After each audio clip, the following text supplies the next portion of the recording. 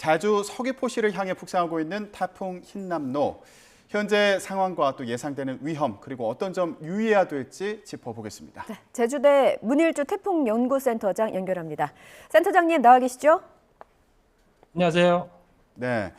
자, 센터장님 지금 제주도에 계신데요. 이 태풍 흰남노가 제주도에는 언제쯤 도착할 걸로 예상되고 있습니까? 현재 흰남노는 서귀포 남서쪽 약 450km 부근 해상에 위치하고 있고요. 예. 오늘 밤 자정경 서귀포 부근에 도달할 것으로 예측되고 있습니다. 태풍의 이동 속도가 예상보다 점점 빨라져서 예. 어제 예측한 것보다 도달 시간이 약 3시간 정도 당겨지고 있습니다. 그래서 몇 시쯤 도착한다는 거죠? 제주도 부근에? 제주도는 오늘 밤 자정입니다. 밤 12시. 네. 그러면 이동 시간이 빨라진다는 거는 위력도 점점 더 세진다는 의미인가요? 뭐 바로 그렇게 얘기할 수는 없지만 보통 태풍의 그 진로의 우측편은 이동 속도가 풍속에 더해집니다. 그래서 이동 속도가 빨라진 만큼 풍속도 강해지는 경향은 있습니다. 그렇군요. 제주는 이 태풍의 영향을 가장 먼저 받게 되는데 앞서 저희가 그 제주 현장 상황을 보니까 파도가 제법 높게 치고 있더라고요. 제주도 지금 날씨는 어떻습니까? 지금 창밖에 나무들이 지금 크게 흔들리고 있고요. 예. 비도 세차게 지금 유리창을 때리고 있습니다. 뭐 바람 소리도 휙휙 하면서 크게 소리가 들리고 있고요. 예. 사실 어제까지만 해도 태풍이 다가오는 것을 실감을 하지 못했습니다. 근데 오늘은 태풍이 정말 가까이 왔음을 확실히 느낄 수가 있습니다. 그렇군요. 아직 태풍이 도달할 때까지는 시간이 좀 남은 것으로 보이는데 벌써부터 그렇게 바람이 센 상황이라면 실제 태풍이 제주 인근에 도달했을 때는 위력이 어느 정도 될까요?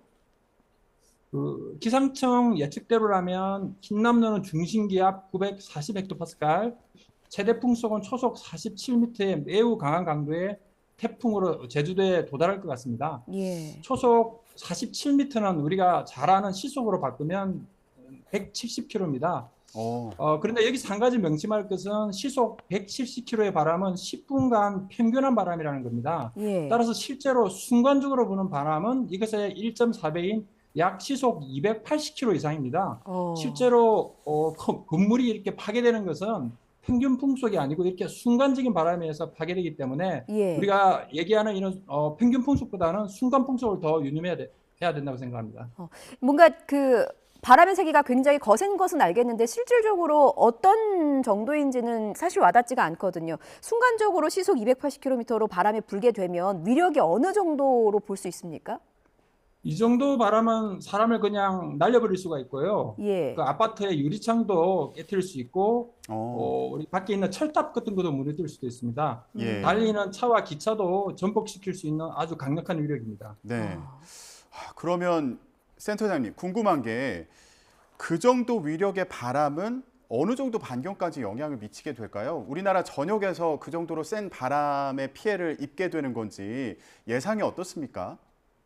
아니요, 말씀드린 그 최대 풍속은 태풍의 큰 범위에서 가장 바람이 센 지역을 말하는 거거든요. 그래서 우리가 태풍의 중심에서 멀리 떨어지면 그만큼 풍속은 약해집니다. 예를 들면 남해안으로 상용하는 태풍일 때 남해안 근처는 아까 말씀드린 최대 풍속이 발생할 수 있지만 거기서 멀리 떨어져 있는 서울 같은 경우에는 그보다는 훨씬 약한 바람이 불게 되는 겁니다. 그럼 서울에는 어느 정도의 바람이 불 것으로 예상됩니까? 기상청에서는 그래도 이번 태풍이 워낙 규모가 크고 넓은 범위의 강풍이 불고 있기 때문에 예. 아까 한 40 이상은 아니지만 한 20에서 30 정도의 강풍도 불 확률이 있습니다. 예. 20에서 30m 초속이요. 이 정도면은 어떤 피해가 예상되나요? 이제 서울 같은 경우에는 이런 강풍이 사실은 잘 익숙하지 않습니다. 제주도나 남해안은 강한 태풍이 그동안 많이 지나가서 가로수라든지 이런 것들이 약한 가로수는 이미 다 넘어갔고요. 거기에 견딜 만한 나무들만 좀 살고 있는데 서울 같은 경우는 옛날에 태풍 곰파스가 지나갔을 때 거의 가로수가 다 넘어갔거든요. 왜냐하면 그런 강한 바람이 잘 지나가는 지역이 아니기 때문입니다. 그래서 이번 같은 경우에도 만약 이 정도의 강도의 바람이 분다면 거리의 가로수들도 상당히 많이 넘어갈 거로 예상이 됩니다. 그렇군요. 지금 강풍의 위력에 대해서 설명을 해주셨는데요. 특히나 걱정되는 게 지금 태풍의 가장 직접적인 피해를 받게 되는 게 제주와 남해안 아니겠습니까? 이때는 만조 시각과도 겹쳐서 뭐 높이 10m 정도의 집채만한 폭풍 해일도 예상된다고 하는데 맞습니까? 맞습니다. 지금 아까도 잠깐 말씀드렸지만 태풍 이동수가 지금 빨라지고 있는 게 지금 문제입니다. 예. 왜냐하면 태풍이 도달되는 시간과 만조 시간이 겹쳐질 확률이 높아지기 때문입니다. 이렇게 되면 그만큼 수위가 높아져 해일의 위험성이 더 커집니다. 예. 그 해일은 강한 바람이 해안으로 불어 물이 쌓이고 기압 하강으로 물이 끌어올려져서 발생을 하는데요. 이번 태풍의 강도를 고려하면 지역에 따라 최대 2m 정도까지도 해일이 발생할 가능성이 있습니다. 여기에 만약 만조가 겹쳐서 또 수위가 상승하고 그 위에 다시 높은 파고가 겹친다면 상당히 위험한 상황이 될 수 있습니다.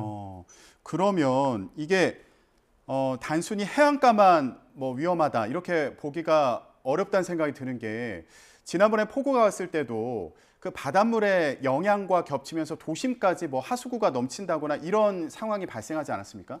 이번에도 그런 상황을 좀 예상할 수 있을까요? 네, 맞습니다. 사실은 우리가 이제 해안가에 홍수패라는 게 비도 많이 와야지 발생하지만 더 큰 문제는 바다의 조이거든요. 우리가 강물이 흘러서 바다로 흘러가야 되는데 바닷물의 수위가 만약 높으면 역류하는 현상이 생깁니다. 그래서 이전에 울산의 뭐 태화강이라든지 그 제주도에도 옛날에 2000 나리 때 태풍 피해가 있었는데 그때도 사실 물이 잘 빠지는 제주도라도 그때 바다의 수위가 높으니까 역류를 하면서 해안가에 큰 침수 피해가 발생했거든요. 그래서 이번에 만약 태풍이 점점 속도가 빨라져서 만조하고 겹치게 된다면 많은 비와 더불어서 바닷물이 역류하면서 큰 물피해를 발생시킬 수가 있습니다. 예. 센터장님, 그러면은 해안가에 계신 분들은 무엇보다도 이 폭풍 해일이 가장 우려가 될 텐데 이게 그 육안으로도 멀리서 확인이 가능한 겁니까? 아니면 순식간에 덮쳐오는 겁니까?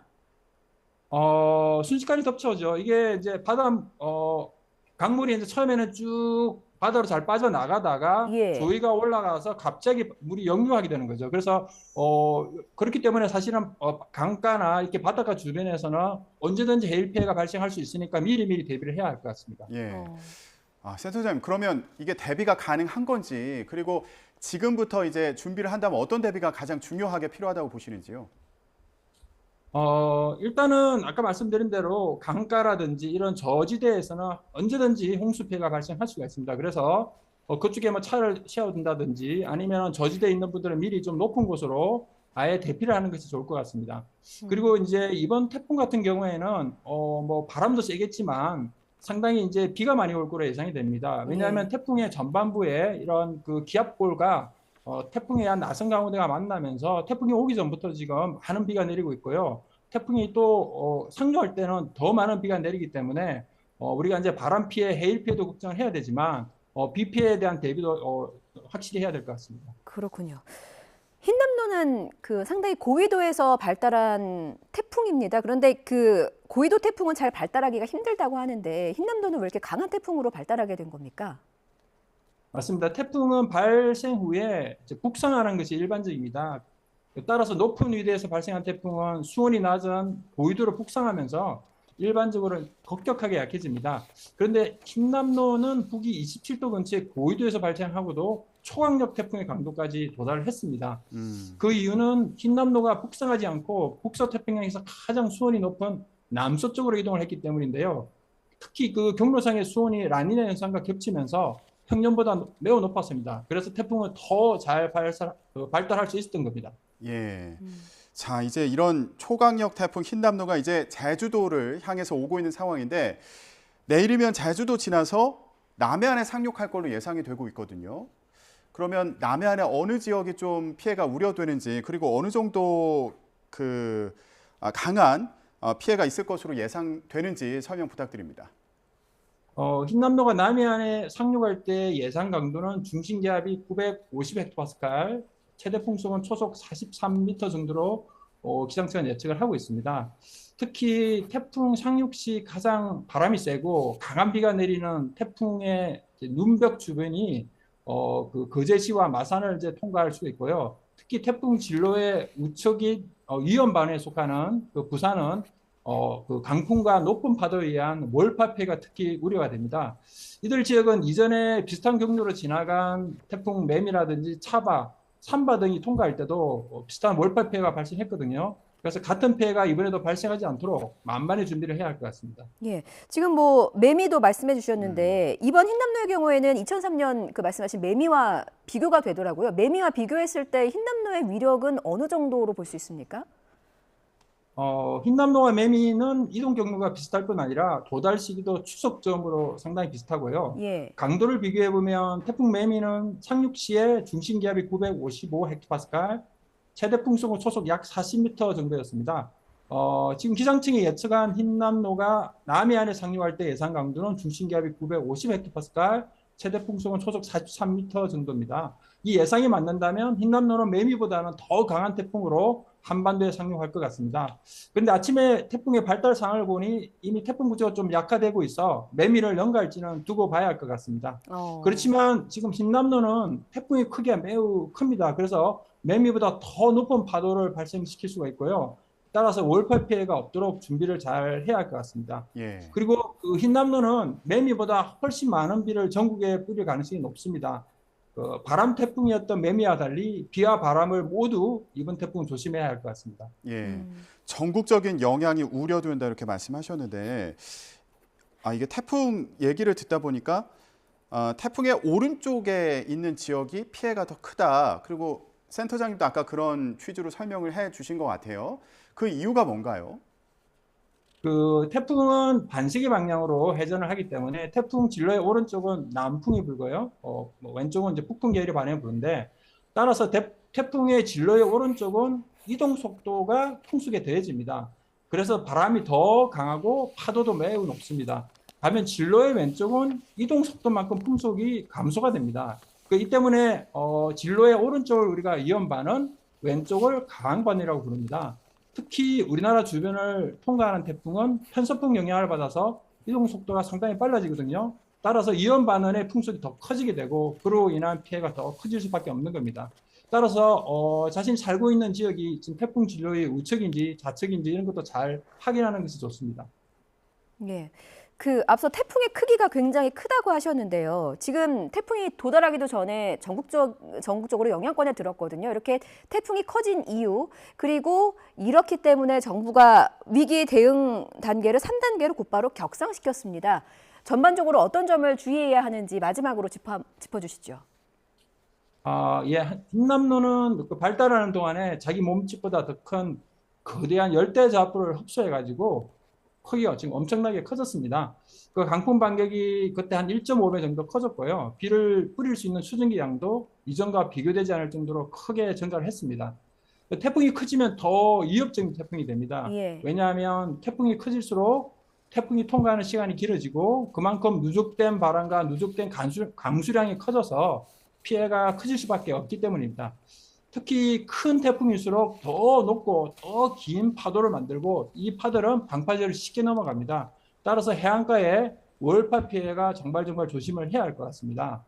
그리고 이번 그 태풍의 특징 중에 하나가 이번 태풍은 태풍이 오기 전부터 강한 비를 지금 내리고 있고요. 그래서 전국에 지금 이미 많은 비를 내리고 있는 상태에서 다시 태풍에 의한 강한 비가 내리면 여러 지역에서 산사태 같은 침수 피해가 발생할 수 있고요. 그 다음에 이번 태풍 같은 경우에는 보통 태풍이 이제 비켜가거나 소형 태풍일 경우에 지역적인 영향을 미치는데 이번 태풍은 거의 전국구 태풍이 될 것 같습니다. 왜냐하면 태풍의 크기도 크고 직접 상륙을 하고 그 다음에 태풍 도달 전에 많은 지금 비를 뿌려서 전국적으로 비를 지금 내리고 있기 때문입니다. 그래서 예. 피해 유형도 비, 바람 모두 발생할 수 있는 아주 매우 위험한 태풍이기 때문에 특히 인명 피해가 발생하지 않도록 정부와 지자체는 만반의 준비를 해야 할 것 같습니다. 예. 네, 알겠습니다. 비 피해, 바람 피해 다 대비가 필요한 그런 상황이었습니다. 예. 네, 태풍 흰남노와 관련해서 제주대 문일주 태풍연구센터장과 함께 얘기 나눴습니다. 네, 센터장님 오늘 말씀 고맙습니다. 감사합니다.